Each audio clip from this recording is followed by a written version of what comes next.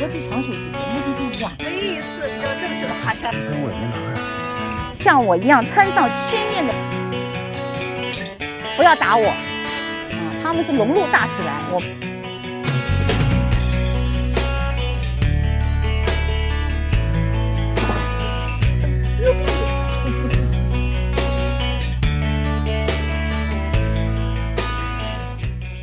今天我们准备去爬山，去坎莫尔爬 Grassy 山，看 Grassy 湖。早上好，你今天很有一种爬山的感觉。有吧？清晨的阳光穿过车窗，斜斜地落在方向盘上，引擎轻轻轰鸣，像是旅程的心跳。远处的山开始露出轮廓，像是天边一幅未完成的画。坎莫尔没有班夫那么喧嚣，却更像藏在山间的一个温柔梦境。有时候我在想，旅行的意义到底是什么？是为了看山吗？为了换一个地方喝咖啡？也许这就是旅行最温柔的意义，不是换一个地方生活，而是给生活一个呼吸的缝隙。Grassy Lake 啊，需要买一个 pass， 这个它不属于国家公园的体系。对。你选择在网上买也可以，到现场来买也可以，反正路过。想路过点，看看有没有最新的信息。对。我们现在是在买票，网上也能买，但是我们选择来现场买。对，他家有个机器摆在这儿，正好有别人在这儿，这个咨询问题。对，所以我们就在机器上买了。这个地方就是刚刚开过的 G7，旁边就有这样的报纸，报纸上非常好，没有那个白宫的新租客。G7，看看那局限。川普就提前走了呗。川普提前走了，然后这一次少有的一次就是没有任何联合声明的一次，因为川普走了。对，他说有一个 easy 的，有一 difficult 的。我们肯定 easy 的，目的地一样就行。那问题我上回没有见到有什么 easy 啊 difficult 啊什么的。那边肯定有牌子的。是吗？好吧，就目的地一样。从这儿下车上去爬，就爬到最后这个 Grassy Lake。有2个小时。所以 difficult 就最后这这样了。1.6、1.4。对呀。公里数不是特别多，但是就是。何必强求自己？目的地一样，你为什么一定要徒步呢？明明有自行车、有公交车、有地铁，你非要徒步啊？我没有这个愿望。我错了，我代表他们这些选择 difficult 的向你道个歉。开始爬山。这趟旅程唯一一次比较正式的爬山，对，比较正式，非常期待。上回我们这条线路，也就是这边的线路是关掉了，你记得？对吧？所以我们走了这条路，走了南的。对。南吗？所以你们印象我们那么顺的话。印象中有很多路上还有很多水啊什么的。因为它塌方了，它那个水啊，雪水冲下来，有一条路塌方了，所以有一条路是关闭的。对，都是那种尖的石头所以它这儿写着可以。那我们就走婴儿车都可以。这个是简单的，对，所以这个婴儿车都可以推。上面这个有观景，然后有水，有瀑布，然后这个有。还是我们挑战反正都是1.7千米。对，都一样的。走吧 ，Let's go。看到的风景是一样的。这儿有一头熊，棕熊啊！我防熊喷我也没拿呀。真的棕熊啊！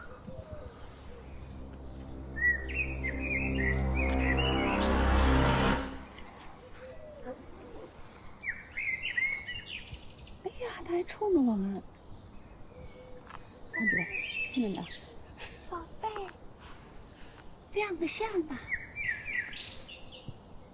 刚说吧，不带防熊喷不就能碰？绝对能碰到。刚说没带防熊喷。花栗鼠，这是我们老鼠家族的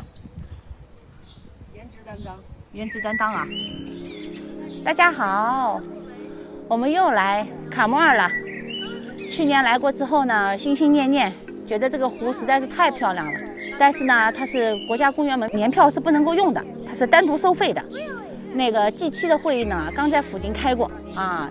去年来的时候呢，这一条平缓的路呢封住了，可能因为水流湍急把马路给冲了，所以我们走了一条比较陡峭的路。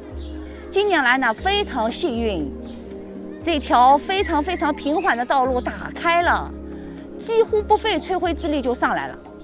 比上路易斯湖那个小的瞭望台，我感觉都没有那么费力。我们边聊天，3个人就上来了。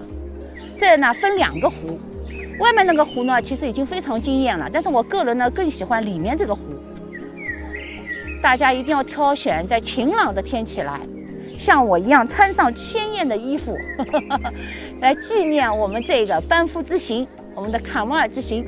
其实卡莫尔一点都不亚于班夫，只是班夫的光环呢盖住了卡莫尔。其实卡莫尔也是个非常好的地方。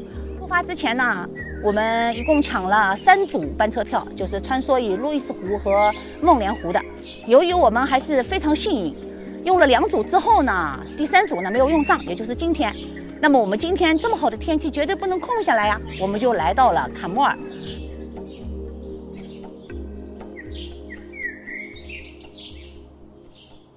就在刚刚上山的地方，陡峭和平缓分叉的这个地方，我们看到了一头小棕熊。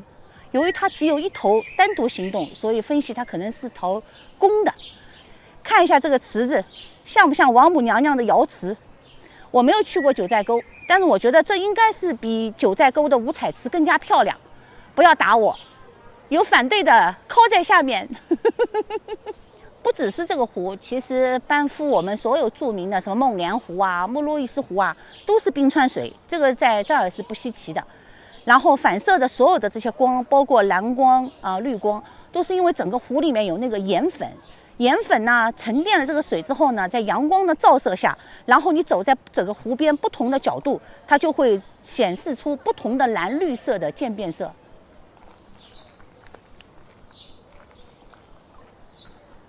整个手都浸进去了，比想象中好像没有那么冷，没有刺骨，就是感觉就是凉。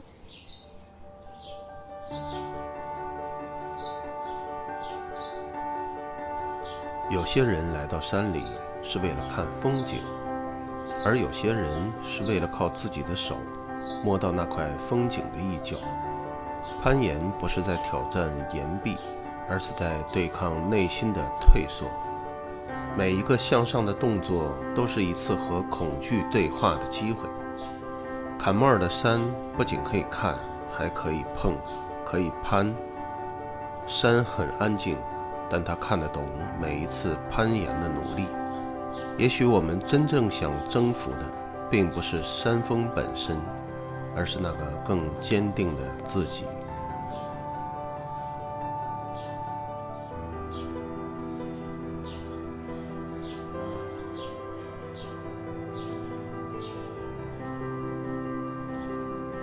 昨天和凯文还在聊，我们如果接下来明年后年还要来，到底是什么季节再来呢？凯文会说这下得7月份再来了，他不想6月份再来了，因为实在是太冷了。今天是我们到达班夫穿的最少的一天，我带了5条户外短裤，几乎没有穿过。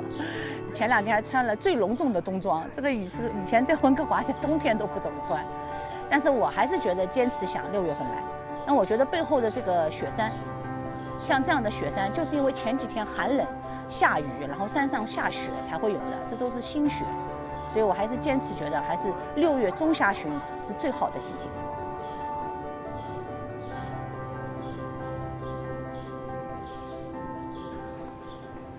哇，这个镜头，哎呦，你看波浪来了，千军万马驶过来了，一下子就模糊了，就好像毛玻璃，刚才是平板玻璃。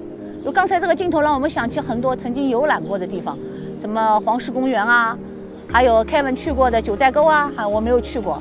据说现在九寨沟水位没有那么高了，所以大家还是要来加拿大，来班夫，来坎莫尔。我们环湖一周，就是来到这个湖啊，它这儿有2个湖，先到达的这个湖大家不要停留，直接到里面这个来。然后那边有个门啊，那个门不要被害怕了，那个门是可以打开的。啊，如果没有人走过，有些人就掉头回去了啊。这个门这样，你可以环湖一周。这边那边有一些台阶，这些台阶并不能够穿过来，但是能让你这个比较零距离的看一些非常潇洒的攀岩的人，和在体育馆看到的是不一样的。矫健的身姿，非常有力的手指，还有可以把自己身体非常柔软的荡起来，感觉非常美。他们放着这么漂亮的湖不看，他们在这儿攀岩，这就是每个人的心态不一样啊。他们是融入大自然，我们现在只是在看大自然。下山了，一共花了2个多小时，其中爬也就不到1个小时，在上面搞了1个小时。搞了1个小时，这个搞不能乱用。你搞啥？你搞？就是左拍右拍，上拍下拍。做了1个小时。创作。创作能用找灵感半小时，创作1小时。好，下山休息一下，找个地方。我们下山了，一路上什么都没带走，却感觉带走了很多东西。是某一刻的风，是山顶的阳光，是赏心悦目、心旷神怡，甚至那一点点成就感，全都收进了心里。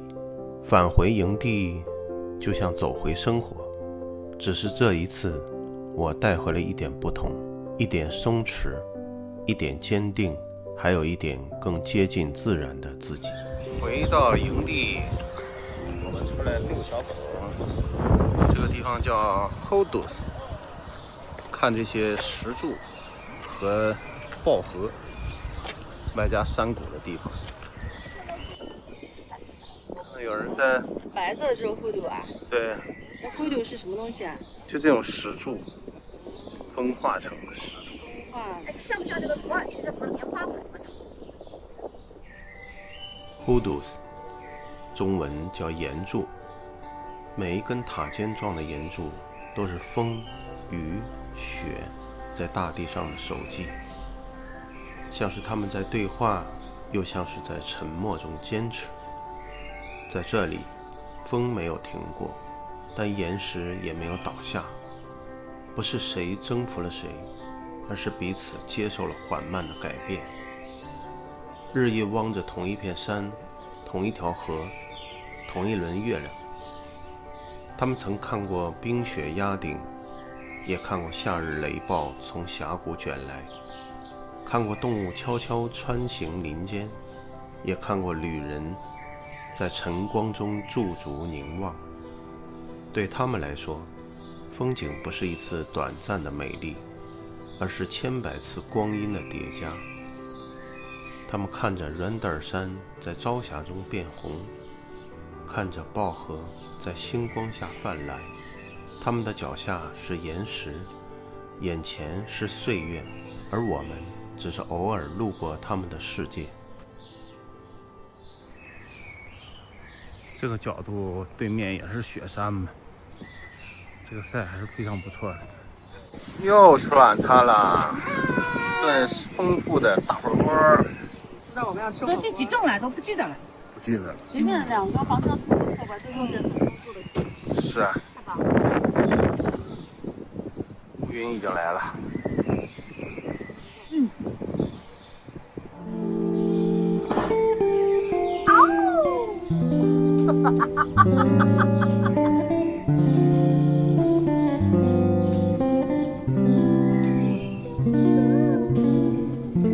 牛逼！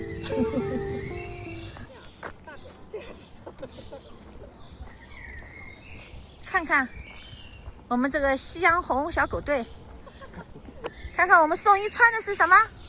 我们穿的是貂。这有个白牌子。那 Caution Fire Department Training， 他们在这训练，救人训练。挺专业的。